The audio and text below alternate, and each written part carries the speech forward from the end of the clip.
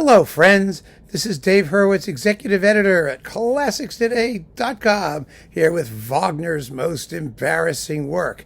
Wagner had a lot to be embarrassed about, actually, because he took himself so seriously and had no sense of irony whatsoever that he never realized just how ridiculous a lot of what he was doing actually turned out to be. He was also, of course, a musician of genius. And as I have pointed out many times, the music can be great and it can still be the most embarrassing work.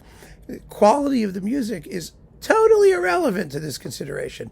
It's quality of music in service of what? Now, there are many ways to approach Wagner's embarrassment.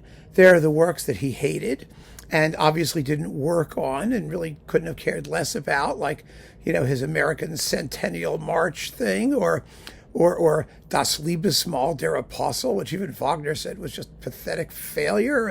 But no, those aren't embarrassing. They're failures. They're cheap. They're trashy. But you can dismiss them without being embarrassed. Then there are all those early operas that he wrote. I mean, we could talk about that but I don't think that's really fair. I don't think it's fair. Why? Because the greatness of Wagner is, to a certain extent, a function of where he started and where he wound up. I mean, he was the evolutionary artist par excellence. I mean, each work is an advance over the one previously, or at least a refinement of sophistication and technique and mastery of scale and control of the time span of the works. You have to give him credit for starting with which he wasn't very good at, and becoming an amazing genius in his mature work. So, I don't have a problem with that either. So we're not going to go to, Das Liebesverbot or some of those other Die Feen, or some of those earlier things.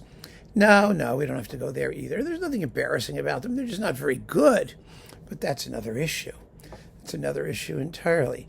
Then there's so much by Wagner.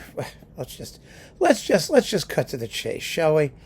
The fairest way to decide what Wagner's most embarrassing work is first of all to make it one of his mature ones, because they are embarrassing, and second of all, admit that he deserves it, because remember, he wrote his own librettos. So work is more than just the music. He was Gesamt. It was a total work of art, which of course he wasn't, because you can't be equally good at everything. But he thought that he was, and he'd want to hear it from those who disagreed with him. And he proceeded accordingly. So with those criteria in mind, the idea that we're looking at the totality of music and words and everything else, the most embarrassing work by Wagner, hands down, has got to be Lohengrin. Now, I know some of you might say, oh, well, maybe Tannhäuser, because it's so absurdly silly. And it is. I mean, Venus is hanging out like near Weimar and in a mountain, and, and he's but that's not really, because it's actually kind of an interesting character study, Tannhäuser. He's sort of a drug addict, basically. And, Elizabeth just drops dead for no reason. And, okay. But no, it's Lohengrin. And the reason it's Lohengrin is because it reveals certain pathological tendencies in Wagner, particularly in his treatment of women, about which he really should have been embarrassed, because they're just awful. I mean, think about it. You've got two major female characters who are entirely more sympathetic than any of the male characters, quite frankly. I mean, Elizabeth is sweet and pure and loving, and she gets treated like trash for no reason other than in romantic opera, you have to have a male hero and women are weak and languishing. I mean, that's what you get in the 19th century, and that was the view of womanhood and femininity and the whole creepy sort of male fear of femininity. You could not have strong women who ever succeed, and that's even more true of Ortrud, of course, who's evil, but she's evil in a way that, I always root for her, because what Wagner does to her, I object to. She's smarter than anybody else on the stage.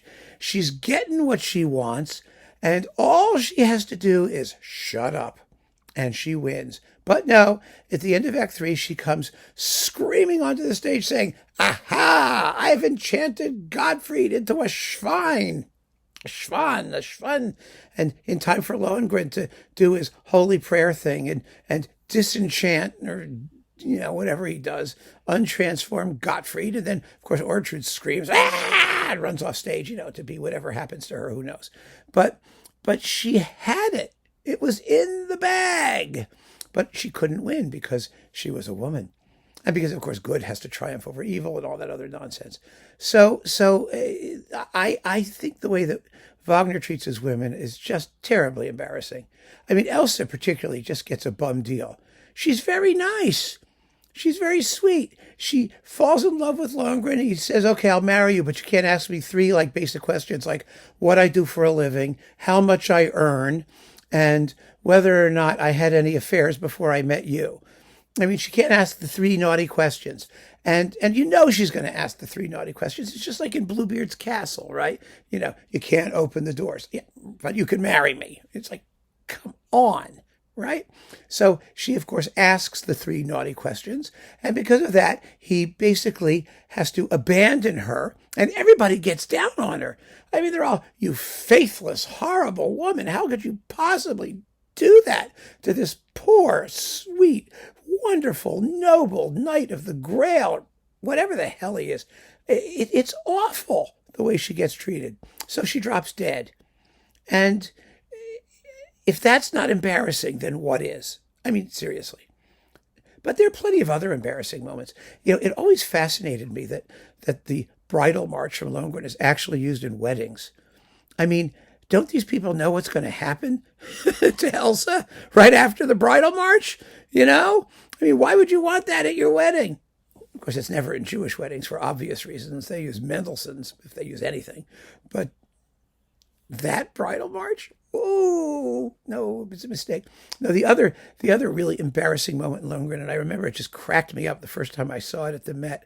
I was with a very dear friend of mine from college, and we got tickets to Lohengrin at the Met. We were in Baltimore at Johns Hopkins, and we drove all the way up there from Baltimore to make it to Lohengrin, and it was droning on, and we were bored out of our minds, and it was, oh, God.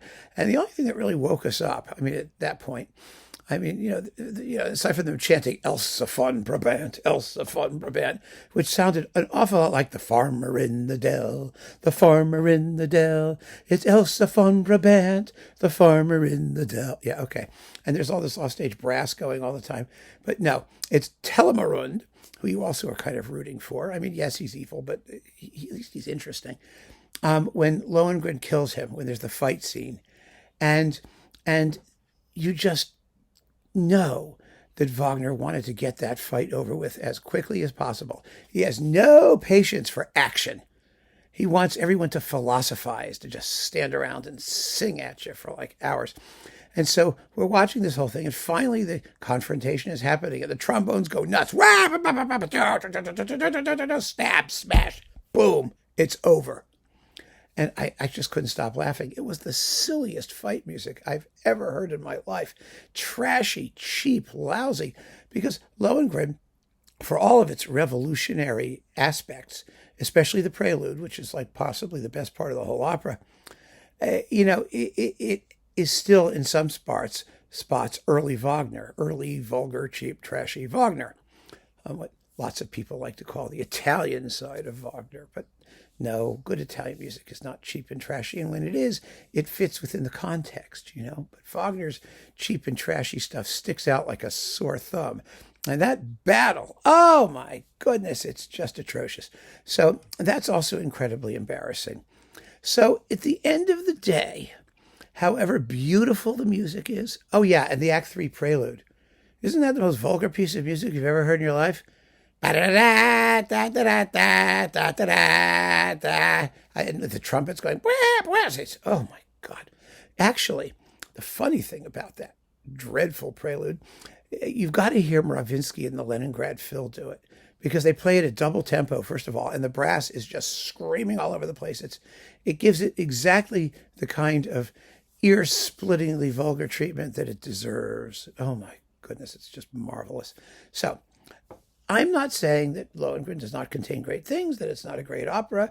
Although, remember, Verdi went to see it in Vienna and he fell asleep. You know, his remark was wonderful. He fell asleep. And then he woke up. He said, I felt guilty until I realized that all the Viennese were sleeping too. There is a lot of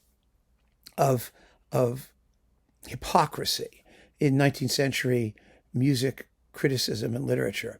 And one of the things everybody had to do back in the day was say that they loved this stuff because it was German and it was German music and it was all, you know, the political end of it.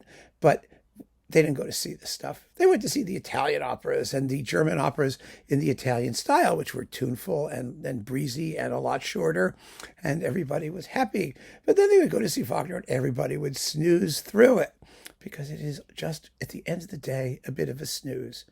However beautiful it is, with a libretto that is absolutely painfully silly, yes, it is Wagner's most embarrassing work. So keep on listening, friends. Thanks so much for joining me. Take care.